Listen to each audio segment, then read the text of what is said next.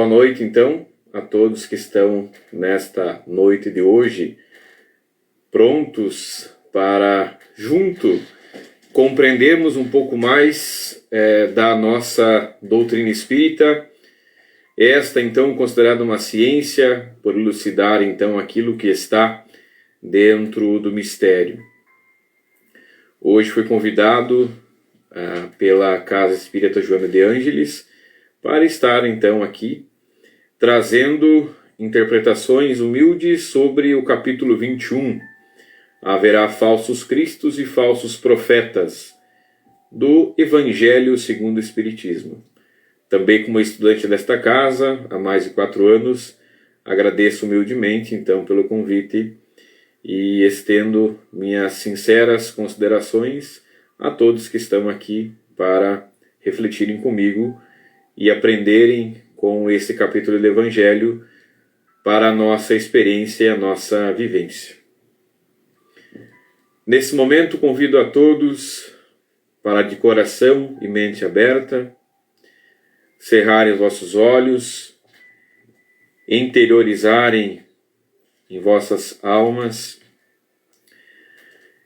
e solicitarem a espiritualidade, os mais puros sentimentos de amor, da verdadeira caridade, da fé e da espiritualidade. Pedimos proteção e orientação aos nossos corações, à nossa mente. Pedimos ajuda e contínuo estímulo ao crescimento e ao desenvolvimento. Não pedimos facilidades, mas pedimos experiências de aprendizado. Pedimos forças para que aqui estejamos firmes e fortes na construção do bem maior, na construção da coletividade, do progresso, da saúde e do bem-estar de nossa sociedade. Que estejamos aqui para a construção do nosso saber, para a melhoria dos nossos sentimentos, para o domínio das nossas emoções. Que estejamos aqui para aprender de forma constante e entender que somos germes divinos, de evolução constante e de gratidão a Deus pela oportunidade sempre contínua da evolução no amor, na paz e na caridade. Entendemos humildemente que somos seres constantes na evolução. Não somos perfeitos, mas a imagem de Jesus, nosso tutor, e pelas guias de Deus, seguimos constantemente melhoria. Agradecemos pela saúde, pela paz, pela serenidade, pelo trabalho. Agradecemos pelo nosso corpo físico e da oportunidade na Terra, nesta matéria orgânica densa, de poder resolver os nossos poréns, resolver as nossas expiações, as nossas provas e compreender a nossa missão de vida, seja no pequeno meio que vivemos, seja na carne, seja na família, ou seja onde quer a gente esteja. Agradecemos também pela oportunidade de hoje estarmos aqui, pela inspiração divina da espiritualidade, para poder refletir em conjunto. Que assim seja. Hoje, então, iremos trazer de uma forma muito objetiva e muito prática, o que naturalmente não substitui a necessidade de leitura para melhor compreensão, o que não exclui a necessidade de estudo do capítulo. Haverá falsos cristos e falsos profetas, né? Capítulo breve, com 10 páginas de agradável leitura, que está dividido em alguns itens, né? E peço então a licença para em alguns momentos ler trechos para ser fiel então à expressão que Kardec trouxe da tradução dos ensinamentos de Cristo, daqueles também ditos pelos seus apóstolos e também descritos pelos evangelistas, né? Que ali relatavam o seu histórico e seus feitos. Conhece-se a árvore pelo fruto, é um dos itens. Missão dos profetas, prodígio dos falsos profetas, não creiais em todos os espíritos. Instrução dos espíritos sobre os falsos profetas, os caracteres dos verdadeiros profetas, os falsos profetas da erraticidade e Jeremias e os falsos profetas.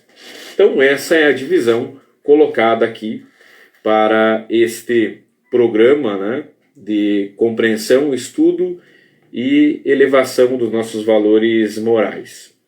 Então, trabalharemos aproximadamente 30 minutos, né, na condução desta interpretação. Tomo já a liberdade para ler de antemão sobre conhece-se a árvore pelo fruto. A árvore que produz maus frutos não é boa, e a árvore que produz bons frutos não é má. Porquanto cada árvore se conhece pelo seu próprio fruto. Não se colhem figos nos espinheiros, nem cachos de uvas nas sarças. O homem de bem tira boas coisas do bom tesouro do seu coração, e o mal tira as más do mau tesouro do seu coração, porquanto a boca fala do que está cheio o coração. Lucas 6:43 a 45. Aqui, da sua interpretação, Cristo diz que não há como ser produzido bons frutos de árvores más, e de árvores boas não há como se produzir maus frutos.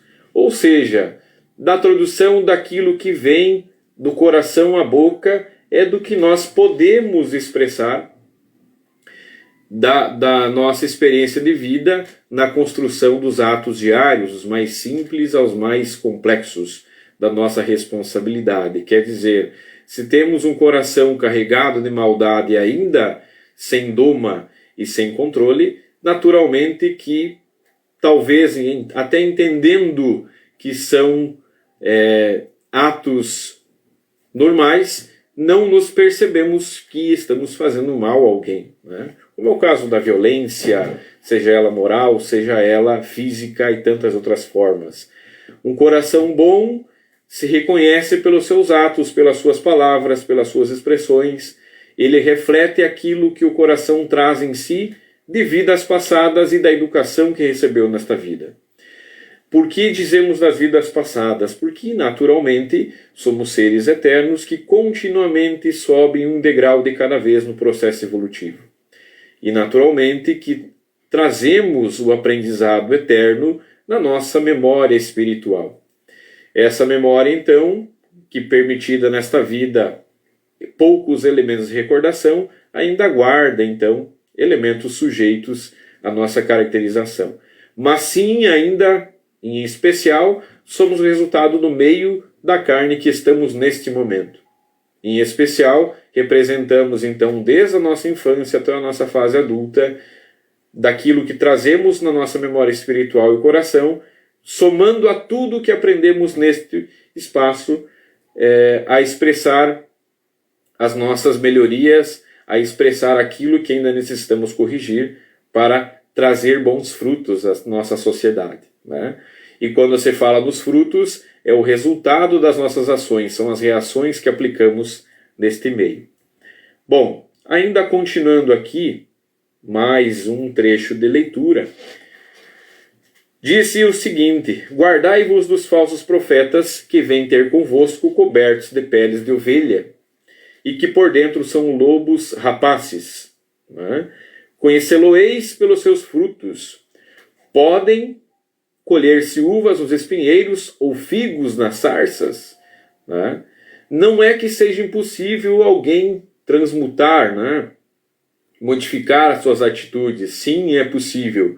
Mas aqueles mais temerosos de maldade em seu coração, aqueles mais amorosos em seus corações, o primeiro não pode produzir atos puros de bondade e o segundo atos de maldade inescrupulosos. Mas isso não impede que eles possam mudar também, né? Então, evidentemente, conhecemos N histórias, né, de homens que, na sua maldade irreconhecível, com o tempo lhe cai a consciência e eles redobram a sua atenção em corrigir os seus atos, né? Homens e mulheres esses, então, que caíram em consciência em cima do seu orgulho, da sua vaidade, do ódio, o rancor e a raiva que carregam e conseguiram modificar-se, né? Naturalmente que com mais dificuldade, mas não é impossível porque aqui nós estamos, né, para isto. E também não estamos aqui no intuito de julgar ou discriminar A ou B com relação a esta condição, mas na condição de que conheçamos a quem devemos conduzir os nossos ouvidos aprendizes, no caso dos profetas, e acima de tudo amar a todos de igual forma, mesmo tendo sido feito mal. Amor este incondicional, carregado de muito coração e carregado de muita humildade, porque aqui estamos convivendo no coletivo, da família ou da sociedade, nos lares, das mais diversas formas de se organizar, e o amor, ele é pleno e ele é o sentimento maior de Deus para conosco e nosso para com o próximo. Então, aqueles também que erram devem ser orientados, devem ser acolhidos, devem ser amados, para que assim estejam na condição também de próximo a nós, né? Guardai-vos dos falsos profetas. Bom, aqui diz-se daqueles que representam a bondade, que representam aquilo que não o são. De fato, aqueles que orgulhosamente representam um ator, de que representam um espírito elevado e que da verdade não o são. Devemos reconhecer em nossos corações aquele sentimento que de fato nos é e admitirmos a condição de que estamos em processo de melhoria. Profetas estes então reconhecidos ao longo da história como prodigiosos, como aqueles que realizavam as adivinhações, que realizavam então prodígios, milagres extremos, muito típico da época de 2, 3 mil anos atrás, que viviam os sonhos, que viviam representações, avisavam de infestações de gafanhotos, de seca, ou avisavam e profetizavam a vinda de um próximo Cristo. E muitos ainda se apresentam como o próprio Cristo nos tempos atuais, ou como seus apóstolos, e vendem a ideia, a imagem, para benefício próprio e para a enganação. Diz o próprio Cristo que aquele que vir em seu nome deve vir descarregado do melhor átomo de orgulho existente. Não pode haver o orgulho e a vaidade. Não pode haver interesses secundários em cima da construção de uma sociedade justa e atrelada à divindade. É necessário que se faça uma construção em cima de profetas ou aqueles que representam a divindade como pessoas simples, humildes e que não carregam a necessidade de que eu desejo falar que eu sou aquele que veio libertar. Aquele que veio de fato libertar pela educação, pelo ensino, pelo ato, pela caridade, pelo exemplo, ele não necessita falar, porque ele sabe que há muito a ser feito e ele não perde um minuto sequer dizendo eu sou aquele que veio para salvar. Aquele que de fato veio para salvar, sendo espírita ou não, ou estando em qualquer outra religião, estando ele dentro da nossa sociedade, do nosso planeta, ele desprovido de qualquer sabedoria que atrele ao orgulho e à vaidade, ele de fato vem aqui para buscar então o conhecimento. Deixa eu buscar aqui uma informação aqui. Só um instante, pessoal. Configuração aqui.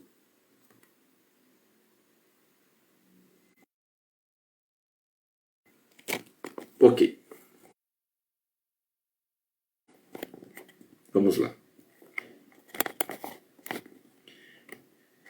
Enfim, o falso profeta, ele não tem o tempo e ele não tem a vaidade e o orgulho de dizer que ele o é, porque ele está mais preocupado em realizar as suas atividades e ser aquele que representa a imagem de Cristo, e ele segue este modelo. E ele não é o modelo, ele segue aquele que é o modelo, que é o Cristo. Atribui-se comumente aos profetas o dom de adivinhar o futuro, da sorte de que as palavras profecia e predição se tornaram sinônimas, né? Pode, pois, um homem ser profeta sem fazer predições? Necessariamente, ele não precisa prever o futuro, ele não precisa estar ali. Cristo profetiza para nós e diz quem foi que o bateu. Entretanto, deu-se o caso de haver profetas que tiveram a presciência do futuro. Então, alguns dos trechos aqui que elegi como necessários, né? Prodígios dos falsos profetas, né?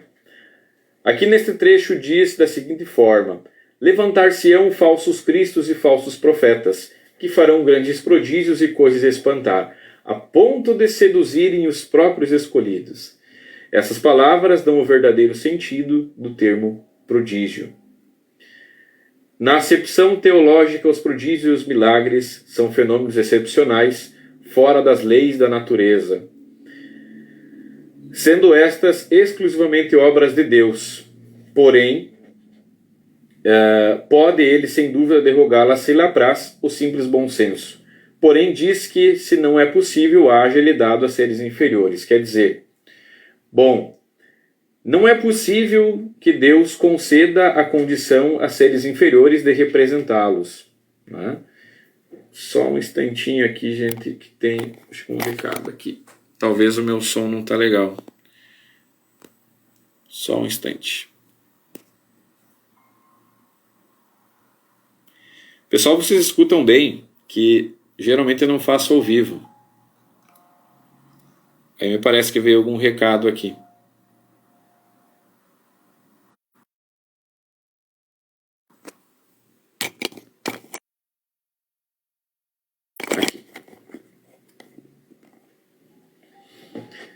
Bom, então esses falsos profetas com condições de ludibriar, utilizando da sua ciência, dos seus conhecimentos, tornam espantosos os seus fatos e as suas palavras se tornam verdade, e ali de fato muitas vezes a escravização então de outros seres em torno desse que vende a falsa ideia de ser maravilhoso os seus atos e a sua fala, né?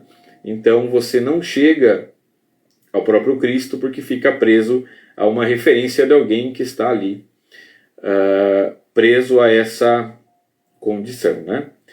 Bom, todo fenômeno então aqui para o ignorante é causa desconhecida e passa por sobrenatural, maravilhoso e miraculoso. Uma vez encontrado a causa, reconhece que o fenômeno, por muito extraordinário que pareça, mas não é do que a aplicação de uma lei da natureza, das ciências naturais, das exatas. Muitos o atribuem utilizando esses conhecimentos a seu favor.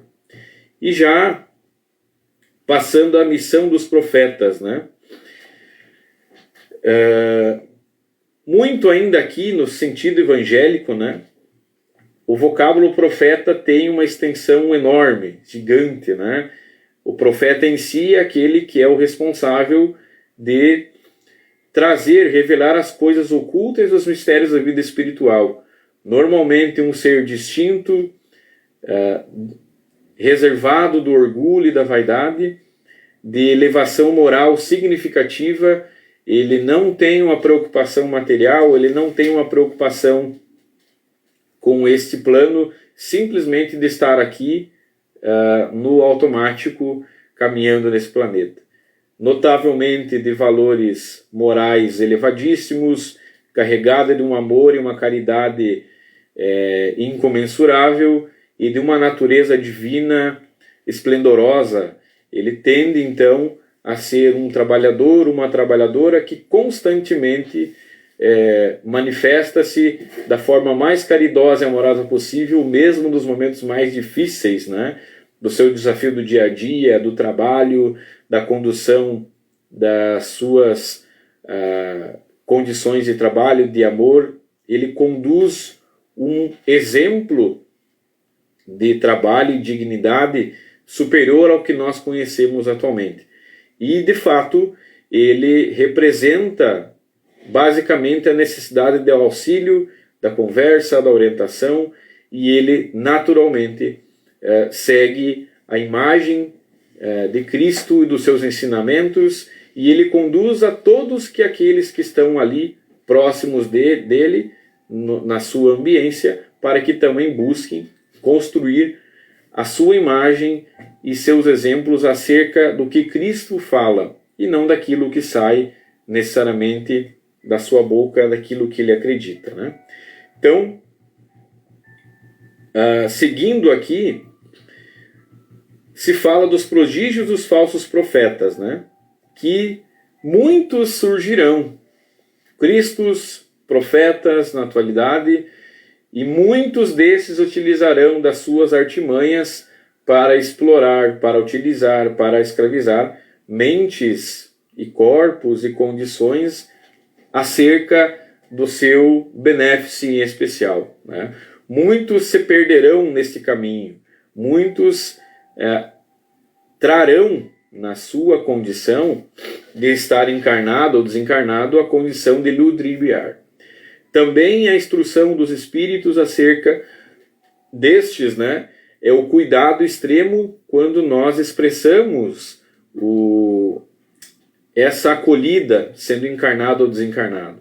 Especialmente aos desencarnados que, na vida que tiveram dentro do plano terreno, do egoísmo, do atavismo, de estar vinculado à sua vaidade, à sua atenção, à criação das suas teorias, das suas ideias, também depois de desencarnado, os mesmos continuam buscando, então, condições de expressarem as suas ideias, de representarem personagens que não o são, de estarem ali justamente para a sua vaidade, e isso acaba escravizando mentes, escravizando pessoas e trazendo malefícios a esses que os orientam. Então, a orientação aos espíritas é de que atentem com muita atenção aqueles que estão ali, influenciando, conduzindo seus pensamentos, conduzindo as suas ideias, mas que estes sejam também testados em momento oportuno desta espiritualidade. Os médiums ou aqueles encarnados que estejam, de fato, seguindo a uma pessoa que se diz referência, que teste pela lógica a sua sabedoria, que se teste a sua moral. Naturalmente que aos espíritas se orienta que se faça então a busca pela lógica, o bom questionamento, o questionamento daquele conhecimento. Se se diz um sábio, de fato, que se prove que seja um sábio. Que se diz um espírito elevado, pela sua moral ele o comprovará, pelas suas palavras. Palavras rebuscadas, palavras bonitas, e a imagem de alguém que de fato não duram por muito tempo. A máscara ela cai e esse espírito ele acaba estando então em condição de erraticidade, né? Então nós espíritas temos a responsabilidade de identificar, tanto para encarnados e encarnados, e oferecer o devido auxílio, o devido aconselhamento, a devida orientação para estes, né? Ademais, um capítulo fantástico de uma educação enorme que todos nós devemos ler e fazer a reflexão de onde nos alocamos nesse espaço-tempo na compreensão desse capítulo, né? Muitos talvez nesse primeiro momento não o compreenderão de forma integrativa. Também existe o pressuposto de que conforme amadurecemos e temos mais experiências, a nossa compreensão muda, mas é necessário que se faça essa leitura de quem devemos conduzir ao nosso lado para a construção do nosso trabalho, da nossa vida social, mas que não as abandonamos, né? Que a gente conduza a orientação ao bom caminho, porque afinal temos a mesma origem, da divindade é a mesma, temos a mesma condição de origem divina, de germe divino, e estamos todos aqui como uma grande família para nos orientarmos de forma contínua e para crescermos de forma coletiva. Não há como subir 10 ou 12 degraus na vida enquanto amigos, familiares, desconhecidos, membros da nossa sociedade subiram apenas 2. Sentiremos solidão e uma culpa de não termos acompanhado a todos de igual forma. Por isso, espíritos elevados ainda permeiam entre nós. Moralmente constituídos de muito amor e caridade, de muita sabedoria, ainda voltam para nos aconselhar e nos orientar. Este grande exemplo é o próprio Cristo, de elevada condição moral, energética, espiritual, de amor, de sabedoria. Ele retorna ao plano terreno há 2000 anos atrás para deixar uma marca até o presente momento. E pela espiritualidade, todos aqueles que aqui estiveram nos anos 1800 e 1900, orientaram a constituição da doutrina espírita para que estivessem as nossas mãos, à nossa frente, para a orientação. Então agradecemos esse momento a toda essa espiritualidade elevada que nunca nos abandona, aqueles que já foram, que de coração cheio de paz e de amor, ainda retornam para nos inspirar e para nos melhorar e para nos intuir no bom caminho. Desse momento em diante, agradecemos então a presença de aqui quem veio para interpretar um pouco desse capítulo. Convido a todos à leitura. Quem não tem a condição de ter o livro, informo outros sim que o mesmo está disponível de forma gratuita também na internet, ou vocês podem buscar também no site da Federação Espírita do Brasil.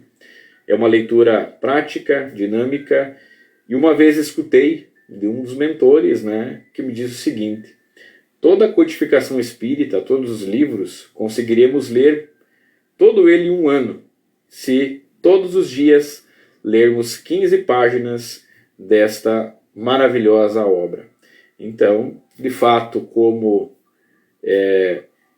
minha condição de pesquisador e cientista permite, obviamente que eu fiz esse cálculo e de fato fecha aproximadamente 15 páginas por dia em um ano, uma leitura como esta. Nesse momento, então, finalizando essa interpretação, convido a todos para a inspiração divina e para esse momento de dedicação ao nosso próprio ser. Convido a todos para, de olhos fechados, conduzirmos uma orientação, uma oração de princípios de luz, de muito amor e de muita caridade. Oremos por todos aqueles que sofrem das mais diversas formas possíveis. Oremos por todos aqueles que vivem a agonia do dia a dia, da depressão, da ansiedade, da doença física, aquela orgânica que gera disfunções nos órgãos. Orientamos e oramos por aqueles que sofrem nos lares de meninas, de idosos, que sofrem nos hospitais. Oremos de coração aqueles que estão encarcerados, aqueles que estão com fome, aqueles que enfrentam lares furiosos, aqueles que enfrentam lares incompreensíveis e aqueles que se enfrentam em seus corações e suas mentes inquietas. Que possamos orar por todos estes, emanando boas energias a partir do coração do próprio Cristo, que nos alimenta na alma, no coração, que nos alimenta em corpo, que nos alimenta em espírito e perispírito.